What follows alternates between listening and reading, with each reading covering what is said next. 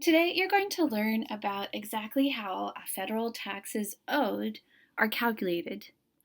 And this is really useful because occasionally, when the IRS does calculations on how much tax you owe each year, every once in a while someone makes an error. I have a fun story about that. So, about 2 years ago, for my grandmother's taxes, um, she got a report from the IRS saying that she owed for a section of her taxes $1,080. But she knew enough about the math to realize something wasn't right. They had actually accidentally moved the decimal point on that number of how much money she owed for that part of her taxes. Instead of 1,080, she really owed $108.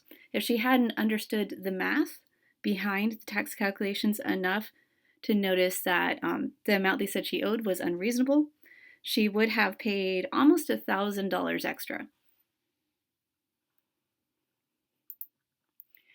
So, in one of our previous classes, we talked about how federal taxes are broken down into rates depending on how much income you earn and whether your filing status is individual, married filing jointly, or one of the other options.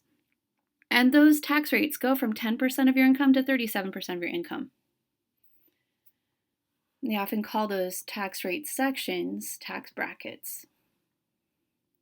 Now, here's the deal. The way they calculate the taxes is not quite as straightforward as a simple percentage math problem, because look at what happens if we assume that in each category you literally just do 10% of your income, 12% of your income, 22% of your income. Let's say you have a salary of $40,000. If you look at where $40,000 falls in the tax brackets, $40,000 is between $9,876 and $40,125, so that would be in the 12% tax bracket. Now, if we calculate what 12% of $40,000 worth of money is, remember with percents you move the decimal twice, so the 12% becomes 0.12. So 12% of 40,000 would be 0.12 times 40,000, or $4,800. So if that $4,800 is taken out for federal taxes, the amount of money you actually get over the year in paychecks after withholdings is $35,200. Now let's see what happens if we go through the same process, but we say, actually, you just got a raise. Instead of $40,000, your salary is $41,000.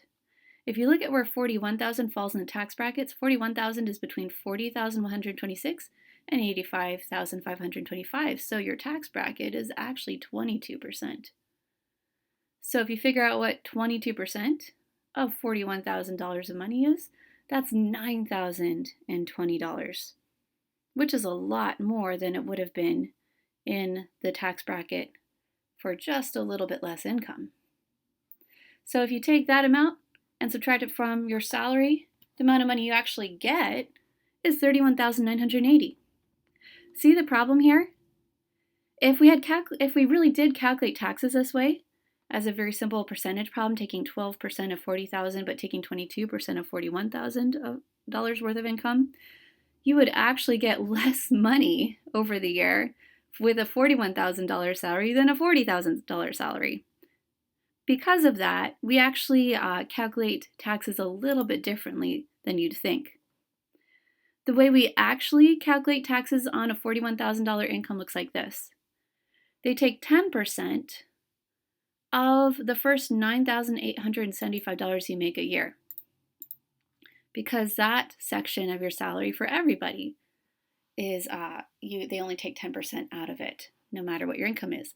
And then for the chunk of your earnings between $9,875 and $40,125, they take out 12%.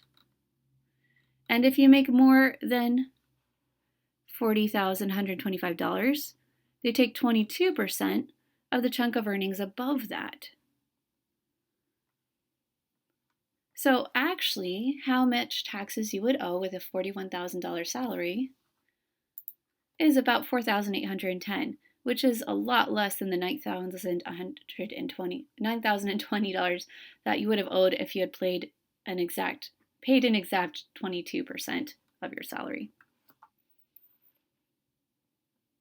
It's actually closer to about 12% of your salary. All right, so we're going to practice figuring out how much taxes you owe based on these rules that include the calculations for here. You could see how this 987.50 is really just saying, well, that's 10% of your first $9,875 and then 12% on the rest you earned above that. So first off, let's figure out which tax bracket you fall in. Let's say you're in college and you're working only part-time and your income is $10,000. $10,000 falls between $9,876 and $40,125. So that would be the tax bracket rule you follow. The rule for that section is that your taxes are $987.50 plus 12% of the amount over that. So copy down the shortened version of that rule here, 807.50 plus 12%, remember you moved the decimal twice so it's 0.12, of the amount over 9,875 of your income. So let's figure out what goes in here. To figure out the amount of your income over 9,875, just take your income and subtract 9,875. And that's what you plug into your formula. You could type that on the calculator, and you get that with your $10,000 income, the amount of taxes you owe is just a little bit over $1,000. A little bit over 10%. Pause here and try question 2 on your own.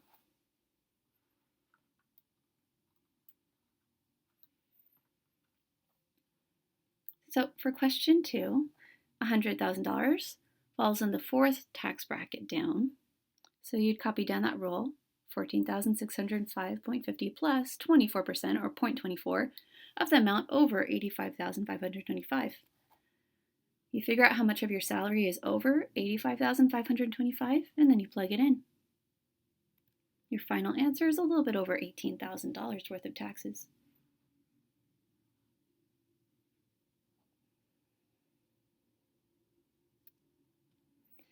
Now, married individuals, because they tend to have 2 salaries, the tax brackets are broken down a little bit differently. It's still 10% to 37% in terms of how they label the tax brackets, but the ranges are a little bit higher.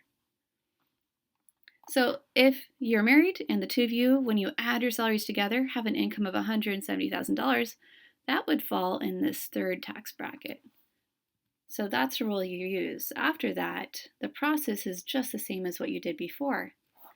You need to figure out how much of your income is over $80,250. So you take your income and subtract $80,250, and you plug that in.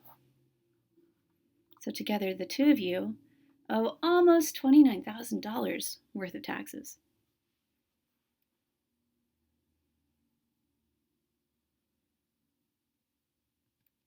Actually, your taxes would, in reality, be a little bit lower than what you calculated for your answers on the previous page because of something called a tax deduction.